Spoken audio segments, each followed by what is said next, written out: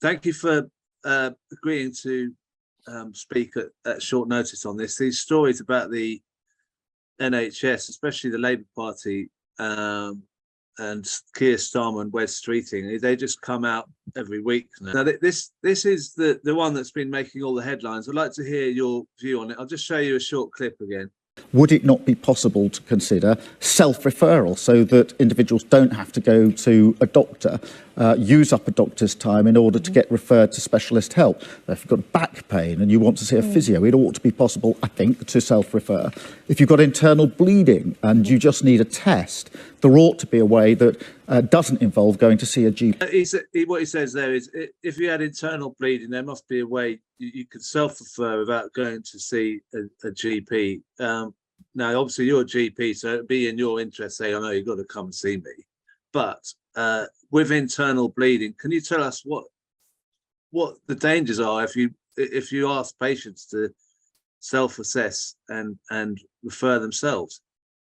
Yeah, well, first of all, it's not very, he doesn't really go into much detail, but you can have minor internal bleeding and you can have major acute bleeding to death type bleeding. So, you know, some of that should be going immediately to hospital. But I think the point he's trying to make is it's what we call a zombie policy. These are policies that refuse to die and keep getting dug up. But, you know, Keir Starmer doesn't seem to have a basic understanding of the importance of general practice. Now, it's the foundation of the NHS. The reason the NHS used to be beautifully efficient was you had highly trained doctors who'd been 5 years in medical school and another 5 years after medical school to be an expert triage, to work out who were the seriously unwell, who were the people who were just worried and anxious, and who are the people who you could just follow up and avoid referring onwards. So that is a very expert triage system. And what it does, it prevents the hospital services and imaging services from being overloaded with people that don't necessarily need to be there.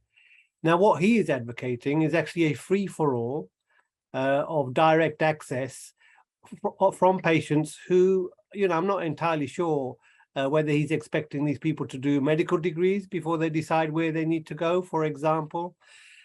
I'll give you a real case whereby, let's say, a young lady who's in her reproductive years presents with shoulder pain and thinks she needs to see a physiotherapist. Well, you know, what she might be actually suffering from is bleeding, internal bleeding from an ectopic pregnancy, which needs urgent gynecological assessment and review. So relying on patients to make the diagnosis and decide where they need to go is inherently dangerous. And a lot of the efficiency the NHS got was from having this expert first port of call triage. And that is what Keir Starmer and the Conservatives and the privatization lobby want to break. They want to break the relationship between patients and their general practitioner.